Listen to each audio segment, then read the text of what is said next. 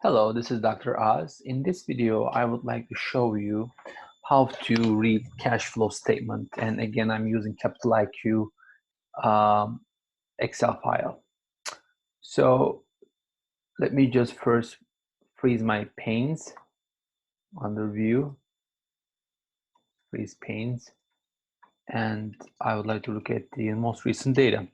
So one thing that's very important that came from our income statement is the first line item in my cash flow statement, which is net income. And as you see in 2019, net income value was $55.2 billion for Apple.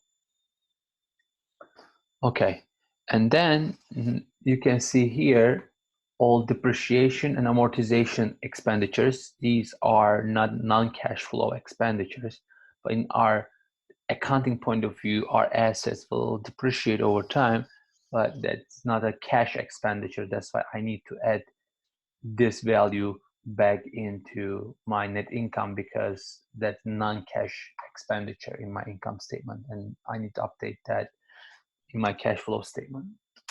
And then here you can see that the Apple has the cash flow from operations right here, $69.3 billion. So there are three ways that we can generate cash flow for a company, either from operations, one. Two, we can generate cash flow from investment activities, two. Three, we can generate cash flow from the financing activities, which we should be able to see right here. You can see that this is the third line item. So again, we can generate cash three ways. One, cash flow from operations, cash from investing, and cash from financing. So cash from operations for Apple again in 2019 was $69.3 billion. Net income plus depreciation and amortization, because it's not a cash expenditure. And also we look at here, for example, stock-based compensation is another interesting thing, right?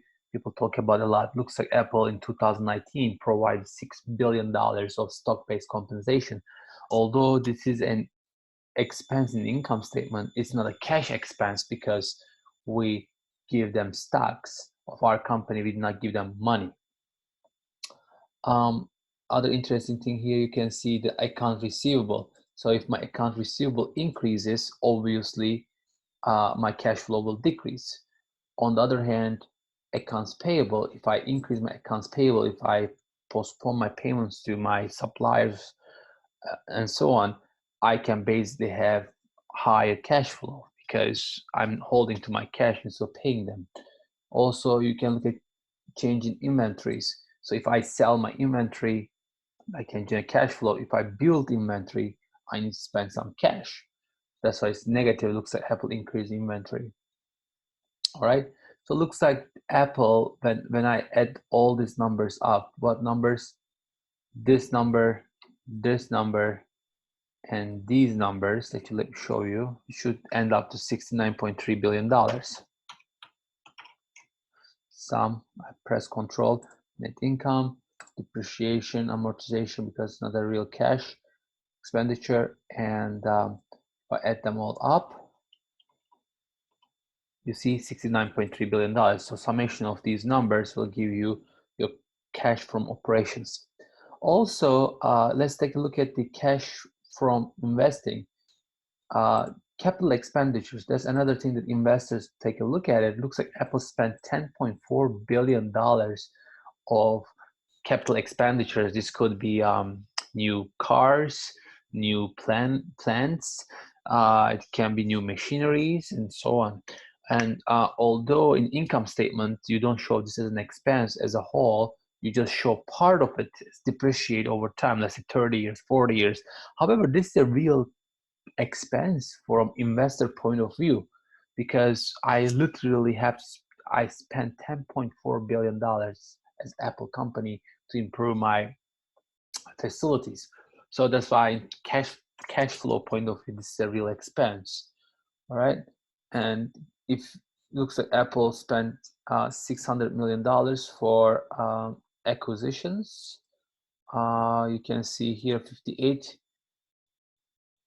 $58 billion of investing in marketable and equity securities. Looks like Apple generated money from securities, stocks and bonds, or whatever it might be. Maybe they sold some stocks and bonds. That's an interesting number too. So overall, we can see that Apple generated $45 billion of cash from investing. So 69 billion, so almost 70 billion from operations, $45 billion from investing. So this looks like almost like Apple is an investment firm than a for me cell phone and laptop producer. So you can see that financing side, they issued new debt of $6.9 billion long-term debt, because again, for Apple, it's so cheap to borrow money, and $7 billion is nothing for them.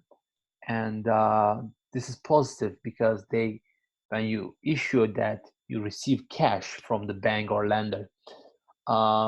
And also, in the meantime, Apple paid for previous debts of $14.7 billion. So it looks like Apple paid more money than new debt. So they decreased their debt burden. They issued new common stocks. They generated $781 million by issuing new common stocks. Not a big number, but still. And they repurchased. This is one thing that people criticize a lot about big corporations. You can see that Apple repurchased tens of billions of dollars for last 7+ years. That's crazy, and that helps the company to increase stock price. And looks like Apple thinks that they have so much cash, and the stock prices is pretty good. They pay dividends. This is obvious. When they pay dividend to shareholders, a negative cash flow because that money goes out of the company's pocket.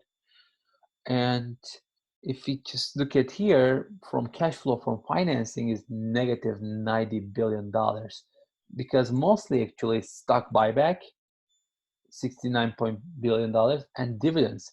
If you add them all up, $83 billion of this $90 billion they spent on giving back to their shareholders, and also $14.7 billion of repaying debt. So literally, Apple is just saying, "Hey, you know what? We have so much cash. Let's pay all that, and pay for our shareholders." So when you look at it overall, from three activities, which is, let me just show you how to calculate this $24 billion. Cash flow from financing, negative $91 billion, plus cash flow from investing, positive $46 billion, plus cash flow from operations, which is $69.3 billion. This is how you get your $24.3 billion of change in cash. That's it for this video. Until next video, enjoy business analytics.